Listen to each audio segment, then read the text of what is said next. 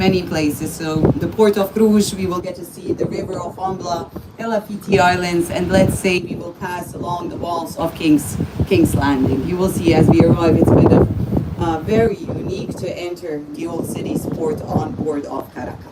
I do want to introduce to you as well our crew members. We have Kipre, Marvi, and Swane on board, and my name is Indira. I'm going to be your tour guide for today. So along the way on board, I will accompany you, but as well afterwards as we arrive to the old town. Our cruise is about 45 minutes of time, and after that, the walking tour, about an hour and 15. During the walking tour, of course, we will visit all major sites of filming, and additionally to that, I will bring you to a small souvenir shop. The reason why I will bring you there is because if you go on your own, you have to pay or buy a souvenir to make a picture on the Iron Throne, and if I accompany you, that's included for you. So keep in mind as we visit that shop, it's more windy once we exit the port. It's more windy once we exit the port. That's going to disturb the mic, and if it gets too windy for you, you can always come downstairs. We have the inside area, and there is no wind inside. We do have as well windows, kind of allowing you still a view of the surrounding. Since we are exiting the port here next to us, the seabird in Kor, I hope I did pronounce that right, one of the cruise ships at the moment in Dubrovnik. We are a cruise ship port. I do have to say we are so much better nowadays regarding organizing cruise ship arrivals. Up until 2019, Dubrovnik used to be a place where once or twice a month, 7 cruise ships would arrive at once. 7 cruise ship, guys, equals to 13,000 people at once on buses. You can imagine how much of traffic there was.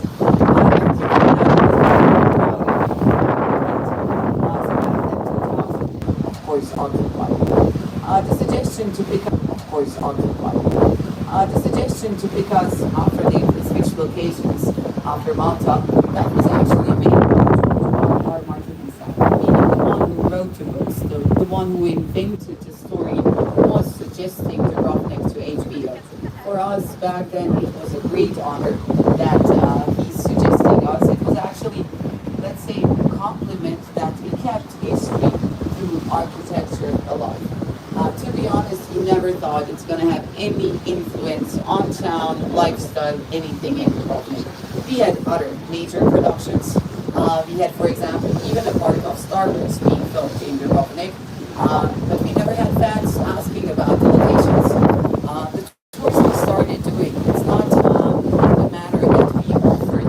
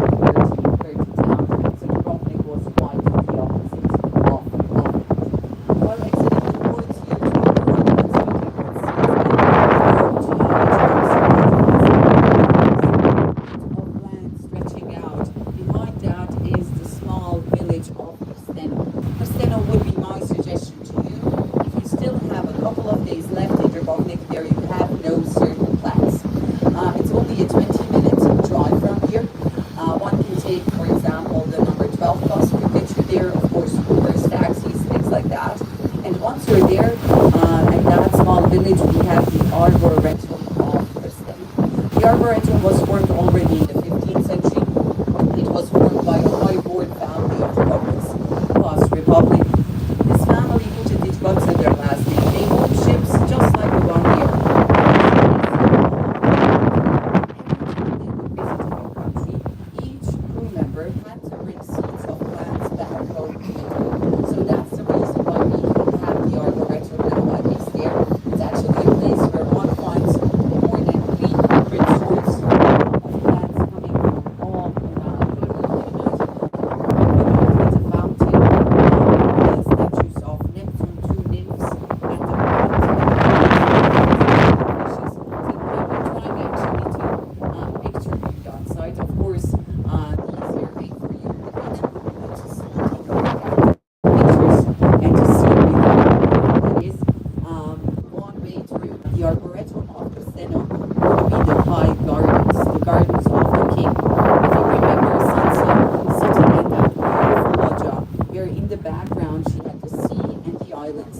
That was actually the same view like the view ahead of us, the Elafiti Islands, where she was talking to Lady Olenna and Marjorie, admitting that Joffrey is a monster and that she should not marry him.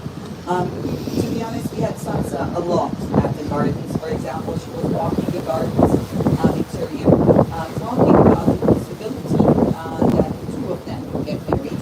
We had Donto from the namesday of Joffrey's. He was chasing Sansa around to give her that Nepal beaches, which are never crowded. So you could even combine visiting the Arboretum, the sites of filming, and then spending the rest of the day at these beautiful small beaches below the Arboretum. As you can see now, our captain is exiting the port. We still have the same view ahead of us. This will be the beautiful Elafiti Islands. We just returned from that tour, meaning Mondays, Wednesdays, and Fridays we visit the Elafiti Islands. It's kind of places which are very different than anything around the Baltic. It's something we think these islands attractive even for us as locals from the Baltic. We could have that one natural sandy beaches for our families. Very soon, however, we'll make a turn to the left. Here to the left hand side of ours, you can see Daxa. Daxa is a small island that in the past a monastery is still the remains of it are still on the island. I'm not sure what your plans are, because it has been changed for other plants, but it remains a plan to go forward. It's even possible for other islands. So for example, this one to the left is on safe, not apply. Meaning HBO would not pick anyone. They would only pick people, for example, a certain size. Meaning the costumes are made and they will not pick people who do not fit their costumes. Usually it's the other way around. Usually it's fitting costumes to people. Of course they do that for main characters, but they won't do that for the extras they have on set. That would be wasting of time. Second thing which was a negative for me would be the fact that I have dyed hair and highlights. And for example, as a woman you should have natural color of hair and long hair as well. That's the old times. Meaning they do use wigs, but for main characters. The wigs for main characters would be with a price from 5 to 7,000 euros. Of course, you would not spend that amount of money for extras. If you would be a man applying to become an extra, they prefer men who already have a beard. But if you really pay attention to details like that, it gives you direction that HBO does. The direction that HBO does pay attention to details, meaning it's high quality work of film. Most of the people in the Republic were peasants of King's Landing. I told you already they always filmed in the middle of summertime. So as an extra on set, you would wear a costume made out of sheep's wool, very, very thick fabric on naked skin. It would itch the skin, it would even sometimes stain the skin. And the worst part about the costumes was you would wear it one day. In the evening, once you're done with that filming day, you give it back. And next day, depending what you're planning to film, it is possible that you should get a different one. And the costumes are not washed in between of area. So everybody knew that.